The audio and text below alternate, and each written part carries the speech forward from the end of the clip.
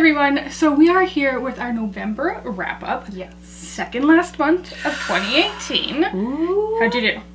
I did pretty well this month. Good? Yeah, me Yeah. too. Had a good month.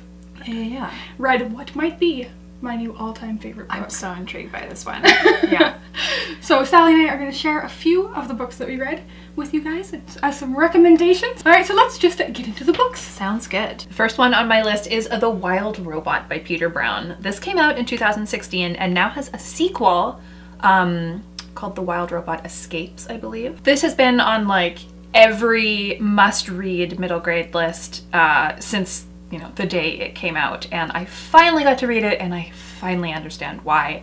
I loved this book so much. I'm a massive robot fan and a massive nature fan, particularly when there are animals involved. And this blends the two into this utterly charming, funny, heartfelt, sad, just wonderful book. I loved it from start to finish. As I mentioned in my TBR video from earlier in the month, I first knew Peter Brown from his picture books. I actually have one of his posters on my wall in my bedroom, but he did all of his own illustrations for the middle grade book as well, and they blend really beautifully in with the story and absolutely just make what is already a great book even better. I can't recommend it enough. I am so excited to read book 2. There you go. Alright, so my first book is The Near Witch by Victoria Schwab. This is Victoria Schwab's debut novel and I loved it.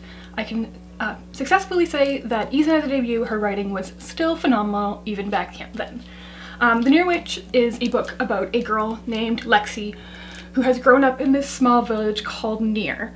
And all through her life, Lexi has heard the stories of the Near Witch, who is this kind of mythical being that used to live on the edge of Near, but doesn't any longer. And Near is so isolated, and there are never any new people, no strangers come there. And that is until one day, Lexi looks out her window at night and sees a boy, a mysterious boy, on the moors, and then he vanishes. After that, the next day they find out that a young child has also gone missing from the village. So the village kind of suspects that this new stranger has something to do with it. Lexi, on the other hand, ends up meeting and sort of befriending this new boy named, she calls him Cole, and she, for some reason, trusts him, doesn't think he has anything to do with it, and they band together to try to figure out what is happening to the missing children. Again, beautiful, beautiful writing, very lyrical. If you haven't read this book yet, I recommend you pick it up. I believe this one's out of print, but I think they might be reprinting it. It was phenomenal. Of course, Victoria Schwab is never a letdown. The next book I read in November is Song for a Whale by Lynne Kelly. Lynne Kelly is actually a sign language interpreter, and that plays a large role in this book as our main character, 12-year-old Iris, is deaf and struggles in her family and at school and basically everywhere she goes to be understood. She doesn't go to a deaf school, so no one else speaks sign language. It's just an ongoing struggle. But the thing that Iris loves is fixing up radios and like learning all about different frequencies and things like that. So she discovers in her science class that there is this whale that is based on a real-life whale. Lynne Kelly's changed the whale's name a little bit, but basically it's known as the loneliest whale in the world, which breaks my heart. But basically, this whale sings at a different frequency than any other whale of its kind or any other kind, and so other whales don't understand it. And Iris really connects to that and makes it her mission to help this whale be understood and to meet this whale. You can check this one out in February 2019. Next up I have Heretics Anonymous by Katie Henry. This is a 2018 contemporary release and I just loved this. This is about a boy named Michael who has just moved to a new town again, and he is forced to go to a Catholic school, even though he is an atheist. He immediately is drawn towards this girl named Lucy, who is also kind of questioning theology. She is a Catholic and even wants to be a priest, but is kind of going about it in a different way. And she introduces him to a group of sort of misfits, and they call themselves the Heretics Anonymous, which is a secret club at the school. This book was just so funny and so charming, and I think really discusses faith in an interesting way, and I just fell in love with it. It's definitely unlike anything I'd ever read before, and I just had so much fun reading it. And the last book I read in November could not be further from middle grade, and that is I'll Be Gone in the Dark, One Woman's Obsessive Search for the Golden State Killer by Michelle McNamara. I am not a true crime person. It really freaks me out, and I think that it can be really exploitative in a lot of ways, but there's something about this book that I was so drawn to. Part of the reason is the way Michelle McNamara inserted herself into this writing, and it is her own story intertwined with this like horrific story of this monster of a man.